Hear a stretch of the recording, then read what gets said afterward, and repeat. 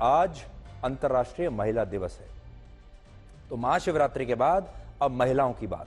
दुनिया में 800 करोड़ की आबादी में लगभग आधी आबादी महिलाओं की है, लेकिन विरोधाभास यह है कि दुनिया के लगभग सभी देशों में आज भी महिलाओं को पुरुषों के बराबर अधिकार नहीं मिल पाते।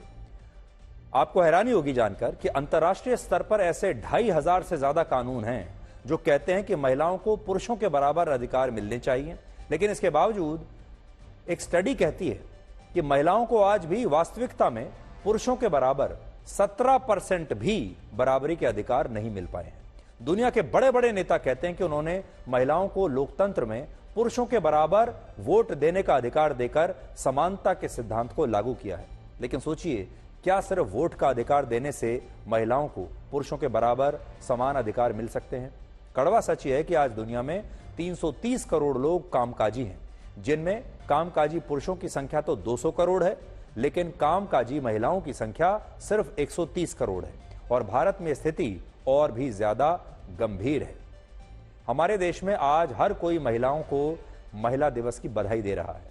अब देखिए, होता यह है कि पूरे साल आप चाहे महिलाओं के साथ कैसा भी बर्ताव करें, लेकिन साल में एक दिन महिला दिवस आता है और उस दिन तमाम लोग महिलाओं को बधाई देना शुरू कर देते हैं, महिलाओं के लिए अच्छी अच्छी बातें करना शुरू कर देते हैं, महिलाओं के लिए वादे करना शुरू कर देते हैं। लेकिन ये सब सिर्फ एक दिन के लिए होता है, वो भी इसलिए क्योंकि आज महिला दिवस है।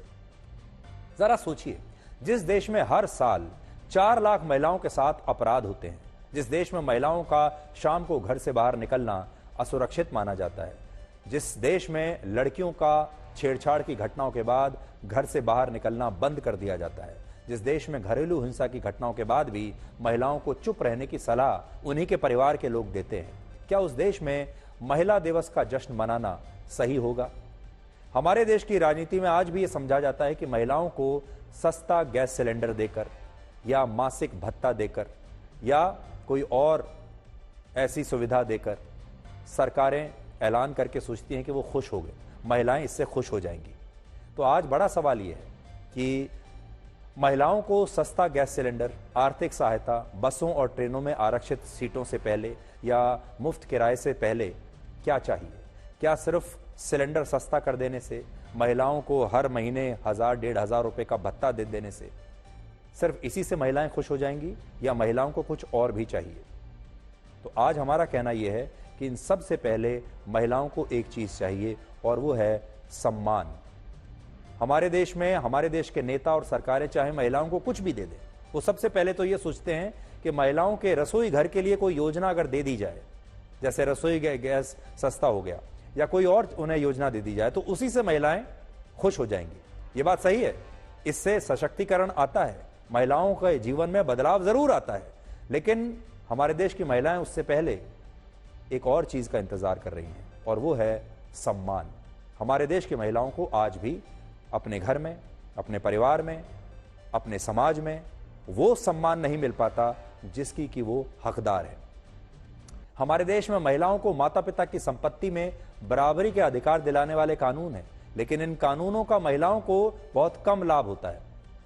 आज हमें लगता है कि अगर ये अधिकार महिलाओं को पूरी तरह से मिलने लगें तो महिलाओं के लिए ये बात बहुत अच्छी होगी और लोग ये समझ लें कि घर संभालने की जिम्मेदारी सिर्फ महिलाओं की नहीं, बल्कि महिलाओं को खुद पर ध्यान देने की ग्लानि का भाव ना हो, इसलिए ये जिम्मेदारी सबकी होनी चाहिए।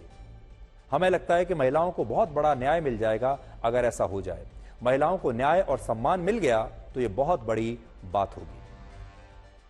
तो आज हम आपसे एक बात ये कहना चाहते हैं, और जितनी भी महिलाएं इस समय हमें सुन रही होंगी, शायद वो महिलाएं भी इस बात को मानेंगी कि महिलाओं को आज भी हम ये सोचते हैं कि घर में अगर पर्दा कौन सा लेना है, रसोई के बर्तन क्या आएंगे, रसोई घर में क्या होगा, इस सारे चीजों के बारे में तो महिलाओं की राय ली जाती है, लेकिन घर में गाड़ी कौन सी आएगी, घर में पुरुष अगर निवेश करना चाहता है तो कहां निवेश किया जाएगा, ऐसी चीजों में महिलाओं की भागीदारी बहुत कम होती है। जो बड़े फैसले होते हैं और जो आर्थिक फैसले होते हैं उनमें महिलाओं की भागीदारी बहुत कम होती है। बहुत सारे काम ऐसे कर दिए गए हैं, मान लिए गए हैं, जिसमें ऐसा लगता है कि ये काम महिलाएं कर सकती हैं और ये काम महिलाएं नहीं कर सकती। इसलिए आज हम ये चाहेंगे कि हमारे देश में अगर आप महिलाओं को सम्मान देना चाहते हैं तो अपने घर में, अपने परिवार में हर छोटे से छोटे और हर बड़े से बड़े फैसले में महिलाओं की सहमति लीजिए। महिलाओं की इच्छा क्या है वो जानिए और महिलाओं को भी उतना ही सम्मान दीजिए जितना कि पुरुषों को सम्मान मिलता है। दूसरी बात, हमारे देश में ये मान ली गई है हमारे समाज में कि घर का जो काम काज है, बच्चों का ध्यान रखना, रसोई घर का काम करना, बच्चे क्या खाएंगे, लंच पैक करना, डिनर बनाना, नाश्ते में क्या बनेगा, ये सारी जिम्मेदारी सिर्फ और सिर्फ महिलाओं की है, बाकी किसी की नहीं। और अगर एक दिन महिला अपने बारे में सोचने लगे तो बाकी के सदस्य बुरा मान जाते हैं। महिला अगर एक दिन छुट्टी कर ले, कोई गृहिणी, तो बाकी के लोग बुरा मान जाते हैं। तो ये जो आपके दिमाग में ये जो बात बैठी हुई है, ये सारी जिम्मेदारी महिला की है, इस भाव को तोड़ना होगा और घर के हर सदस्य को ये देखना होगा कि ये सारी जिम्मेदारियां सबके अंदर बराबर होनी चाहिए।